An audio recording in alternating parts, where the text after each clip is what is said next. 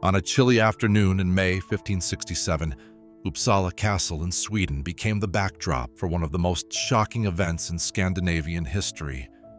Eric XIV, the recently crowned king, entered the Grand Council chamber, armed with a dagger and accompanied by his loyal guards. Inside the chamber, members of the Stura family, one of the most powerful noble lineages in Sweden, had gathered under misleading circumstances. With wild eyes and foam at the corners of his mouth, the king confronted Niels Sture, a nobleman caught in a whirlwind of accusations. In a moment of uncontrollable fury, he stabbed Sture repeatedly while shouting claims of treason. The blood of the aristocrat marked Eric's hands, but his thirst for revenge was still unsatisfied. He commanded his guards to finish the job. The soldiers complied, ending the lives of the other Stura family members present in the hall. Hours later, after the chaos, the king was found wandering in nearby woods, a picture of madness. Dressed in tattered clothes and unrecognizable, he laughed hysterically as he drooled, seemingly lost in his own world. For days, Eric XIV had been missing, and when his advisors finally discovered him, he was caked in mud, firmly convinced he was divine. This disturbing incident, known as the Stura Morton murders, was not a singular moment of madness. Rather, it marked the peak of Eric's escalating paranoia, violence, and mental instability, qualities that would define one of the darkest reigns in Nordic history. Once the promising son of Gustav Vasa, who was the founder of modern Sweden, Eric evolved into a tyrant driven by bloodlust, ultimately ending his life poisoned in a prison cell. To truly grasp the tragedy surrounding Eric XIV, we should look back to the start of his life and trace the winding journey that transformed a brilliant Renaissance prince into a figure marred by madness. Born on December 13, 1533, he was the first son of King Gustav Vasa and his first wife, Catherine of Saxony-Lauenburg. His birth brought great joy, as it assured the future of the newly formed Vasa dynasty. Gustav Vasa had liberated Sweden from Danish rule and heralded a new, independent kingdom, introducing the Protestant Reformation to its people. Consequently, young Eric grew up under immense expectations. From early childhood, he exhibited remarkable intelligence, mastering Latin, German, French, Italian, and English alongside his native Swedish. He embodied the Renaissance ideal, diving into studies of mathematics, astronomy, geography, and more. Eric was a gifted musician and dancer, making a name for himself not just in performing but also in writing poetry, philosophical essays, and political papers. His works even impressed foreign scholars. His education was overseen by King Gustav, who made sure Eric had the best tutors from across Europe. Among them was Dionysius Burous, a French humanist, who became Eric's main mentor. Burous introduced Eric to influential figures like Machiavelli and Erasmus, helping him develop a sophisticated political vision that aimed at elevating Sweden to a prominent position in Europe. Physically, Eric took after his mother, possessing her beauty, along with a tall stature from his father. Contemporary descriptions often portray him as striking, with golden hair, bright eyes, and an athletic build. He excelled in horseback riding, fencing, and hunting, showcasing the blend of intellect and physicality expected of a Renaissance prince. However, beneath this impressive exterior were troubling signs. Observers at court noted early on Eric's unpredictable temperament, characterized by sudden outbursts of anger followed by deep sadness. His moods shifted dramatically, often without any clear reason. Additionally, he was highly sensitive, sometimes perceiving slights that were not intended, and he struggled with insecurity despite his talents and privileged status. The loss of his mother at just a year old likely contributed to his emotional challenges. Furthermore, the marriage of Gustav Vasa to Margaret Leon Hufvud introduced a new dynamic, bringing 10 half-siblings, including John and Charles, who would eventually play pivotal roles in Eric's downfall. Lacking a close connection with his stepmother, Eric often felt sidelined by the intimate family circle that included Gustav, Margaret, and their children. This complicated family situation escalated when Eric was given his own duchy to govern in 1556, a move intended to prepare him for kingship. During this time, he created a circle of advisors who pledged loyalty to him, effectively setting up a rival court to that of his father. Tensions between Eric and Gustav increased as the king grew concerned about his son's unstable temperament and lofty ambitions. The situation reached a critical point when Eric began to explore marriage options.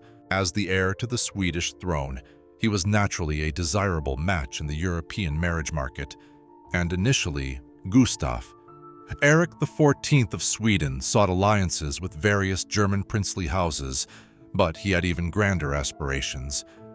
He set his sights on two of the most sought-after princesses in Europe, Elizabeth Tudor of England, who would eventually be known as the Virgin Queen, and Mary Stuart of Scotland. In 1557, acting without his father's full backing, Eric sent an extravagant delegation to England to propose marriage to Elizabeth. When she graciously declined, as she did to all potential suitors, Eric did not give up. Over the next few years, he prepared for a personal expedition to England to woo her, a journey that was delayed multiple times and, in the end, never took place. This fixation on Elizabeth lasted for years and highlighted some of Eric's troubling traits. Unable to handle rejection, he swung between unreasonable hope and intense bouts of anger or sadness. His advisors noticed that simply mentioning his marital status could lead to dramatic changes in his mood. On September 29, 1560, after the death of Gustav Vasa, 26-year-old Eric ascended the throne as Eric XIV of Sweden. His coronation, held in June 1561, was one of the most lavish seen in Sweden's history. Eager to be seen as a modern Renaissance monarch, Eric spent vast amounts on decorations, entertainment, and displays of splendor. Initially, he seemed to embody the great expectations surrounding him.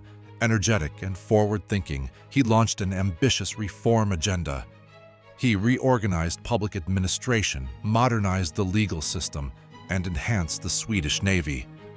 In his cultural pursuits, he sponsored artists, musicians, and scholars, transforming Stockholm into a vibrant cultural center. In foreign relations, he aimed to increase Swedish power in the Baltic, often leading to conflicts with Denmark, Poland, and Russia over regional control. One of his early significant decisions as king involved appointing talented individuals from non-noble backgrounds to key positions, a move that angered the traditional Swedish aristocracy. Among them was Göran Persson, the son of a priest who became the prosecutor general and quickly rose to be the most influential person at court after Eric himself. While intelligent, Persson was also ruthless, establishing a surveillance system to identify potential traitors, creating an atmosphere of fear and suspicion at court. During this initial phase of his reign, signs of Eric's mental instability started to become more apparent.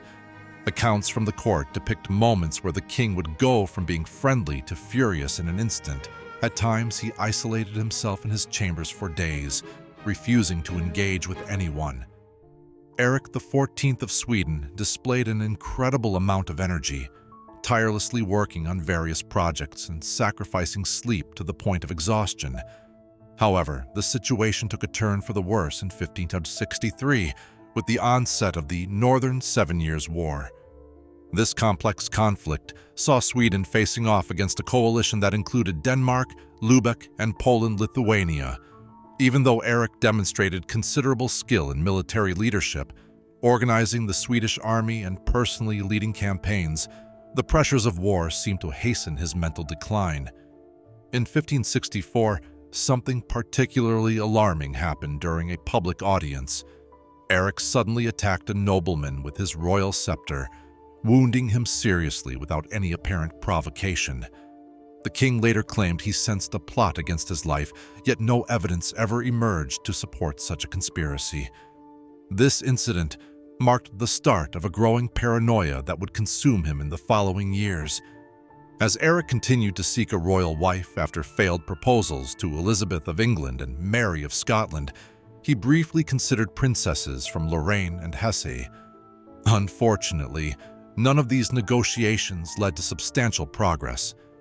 The Swedish nobility became increasingly concerned about the king's inability to secure a suitable marriage and produce a legitimate heir.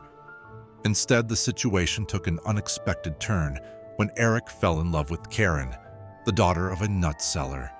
Coming from a humble background, she had become a servant in the royal palace. Gifted with beauty and gentleness, Karin seemed to provide a soothing presence to the volatile monarch. By 1565, she became his official mistress and even moved into rooms near the king's in the Stockholm palace. The following year, they welcomed their first child, Sigurd. However, Erik's relationship with Karin, a commoner with no noble lineage, caused a significant uproar among the aristocracy. Compounding the situation, Erik's half-brother John, Duke of Finland, had married Catherine Jagiellon, a Polish princess and sister to King Sigismund II of Poland-Lithuania, Sweden's enemy in the ongoing war. This marriage, which Erik had opposed, was seen as an outright betrayal. In a drastic response, Erik ordered the arrest of John and Catherine in 1563. They were tried for treason and sentenced to death, although this punishment was never executed. Instead, the couple spent 4 years imprisoned in Gripsholm Castle. Such harsh treatment of his own brother shocked the Swedish court and left a lasting impact on the kingdom. Foreign observers noticed Erik's increasing irrational fears of conspiracy as the Nordic War continued and internal tensions rose. His behavior became more unpredictable, with accounts documenting moments when he seemed to lose touch with reality. For instance, during a council meeting, he became engrossed in conversations with invisible figures, leaving his advisors bewildered. On another occasion, he was discovered hiding under a table, trembling in fear of imaginary assassins. Recognizing that his own position relied heavily on the king's favor, Göran Persson contributed to Erik's growing paranoia. He established a sort of secret police, which led to accusations and swift trials for those accused of treason. Many nobles faced execution based on flimsy evidence or simply for criticizing the regime. As a result, Stockholm's prisons became crowded with political prisoners awaiting their fate.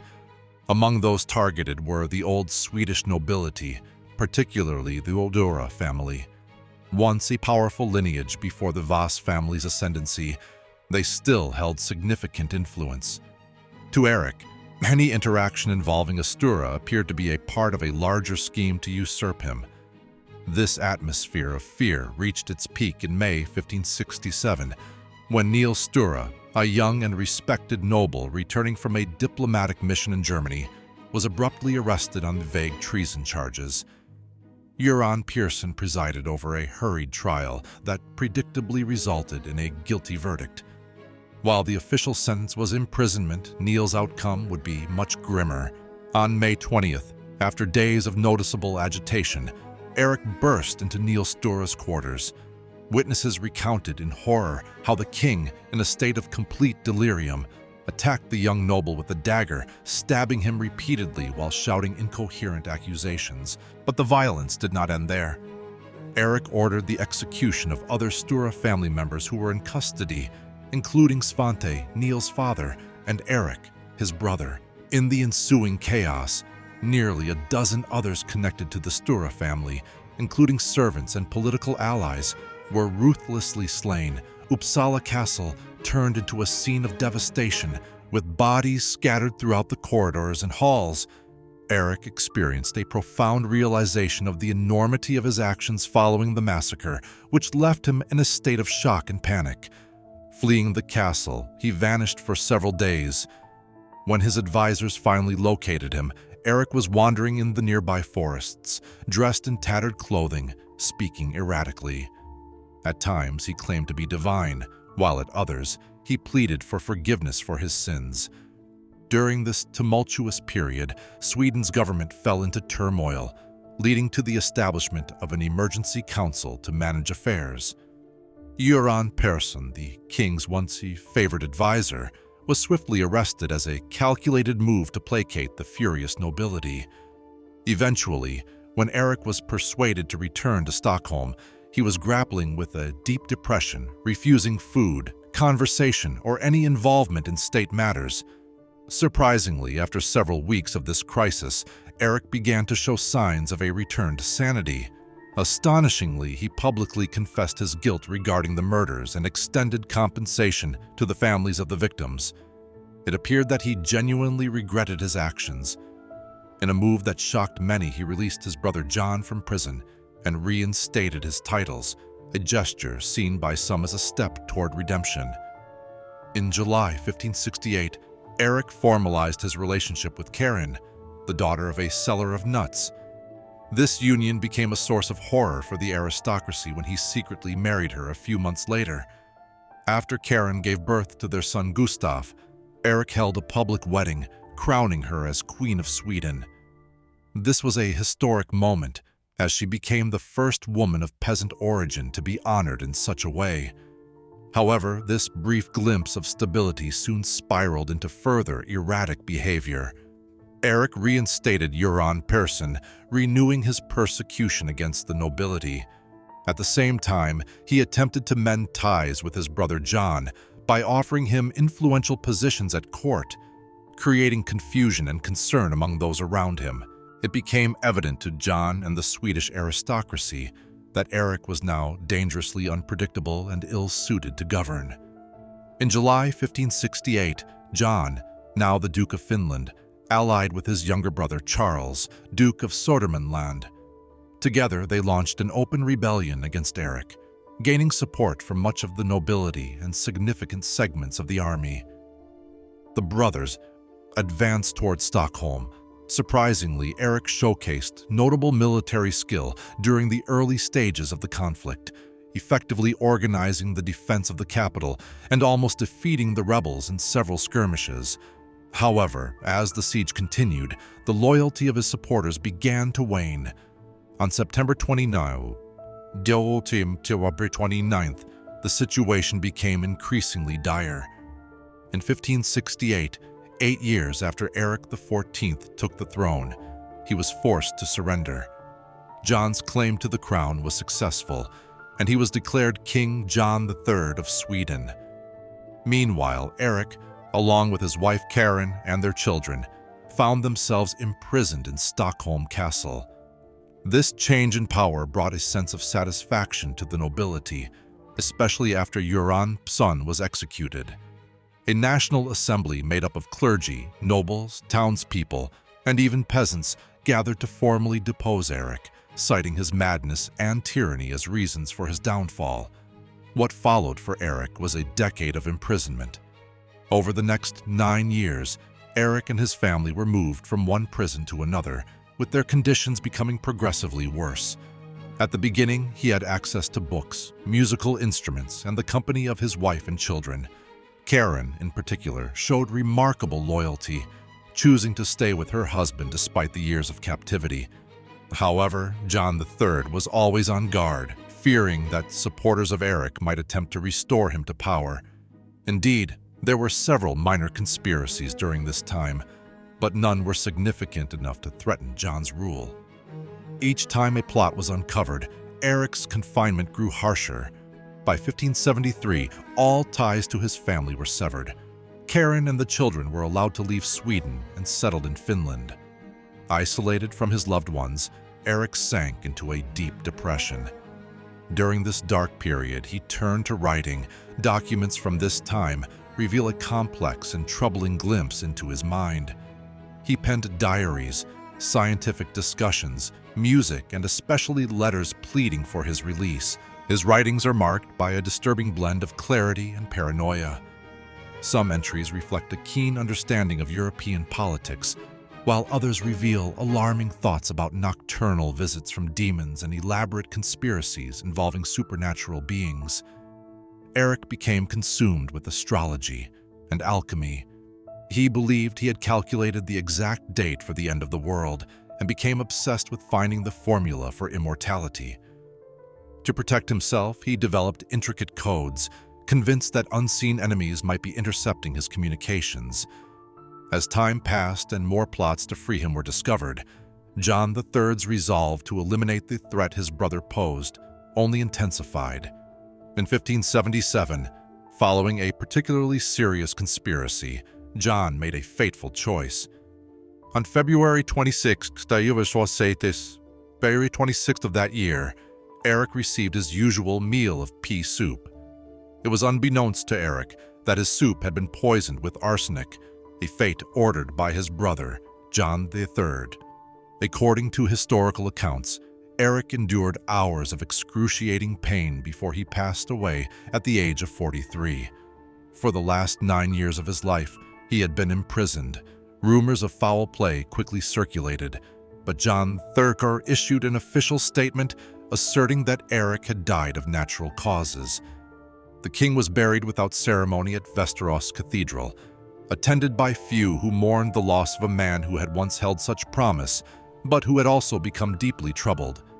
Karen Mon, Eric's wife, received news of her husband's death and spent the rest of her life in Finland, remaining loyal to his memory. She passed away in 1612, remembered for her dignity in the face of overwhelming tragedy. Their son, Gustav, lived in exile and eventually took on various roles as a mercenary for different European powers before his death in 1607. Modern interpretations of Eric XIV's behavior suggest he may have struggled with severe mental illness, possibly schizophrenia or bipolar disorder with psychotic features. Some historians and medical experts have also put forward alternative diagnoses, including porphyria, similar to what some believe afflicted England's King George III, as well as mercury poisoning from treatments of the time or even brain injuries that went undocumented. What makes Eric's life particularly compelling is the dramatic contrast between his early promise and his tragic end. Once a gifted Renaissance prince who spoke multiple languages and excelled in arts and sciences, he devolved into a paranoid ruler who personally executed nobles and died in a poisoned state within a prison. His reign represented a pivotal moment in Swedish history, as Eric sought to centralize power, diminish the influence of the old aristocracy, and modernize the state. Changes that would resonate for many years, often in ways he didn't intend. For example, his military and naval reforms laid the groundwork for Sweden's rise as a significant military power in the 17th century. Eric XIV's story continues to captivate historians, psychologists, and the broader public. It prompts us to consider unsettling questions about the interplay of power, mental health, and the human costs associated with political ambition. One of the most shocking incidents in Scandinavian history is the massacre of the Sture family, where Eric personally stabbed an unarmed noble and ordered the execution of many others. This brutal episode underscores his psychological decline in the aftermath of such violence. As we explore the story of Eric XIV of Sweden, we encounter a rather haunting image, a king found wandering in the woods, convinced he was God. This moment symbolizes not only the collapse of a ruler's sanity, but also challenges the very idea of divine kingship that had prevailed in medieval times. Traditionally, a king's physical well-being was thought to reflect his kingdom's health. Yet here, Eric's body had become a symbol of madness and violence. Eric XIV's life serves as a sobering reminder of how fragile the human mind can be, especially when coupled with unchecked power. His legacy in Sweden is quite complicated. He was a monarch who tried to modernize his state, but was also responsible for the deaths of many of his subjects. Consider him an intelligent leader who ultimately fell prey to his own unraveling mind. He even married a peasant, yet his end was tragic and solitary, as he was poisoned on the orders of his own brother. In a revealing turn of events in the 20th century, scientists exhumed Eric's remains and found high levels of arsenic, confirming suspicions that he had been murdered. It's interesting to think that even in death, the life of Sweden's mad king is clouded by layers of deception and manipulation. It seems fitting for a man who struggled to differentiate between reality and his darkest fears. Few monarchs in European history illustrate the dramatic transition from greatness to madness as clearly as Eric XIV, the king who turned against his own court and ultimately fell victim to the violence he had unleashed. His reign is a dark chapter in Scandinavian history, reminding us all of the dire consequences that can arise when absolute power intersects with a fractured mind.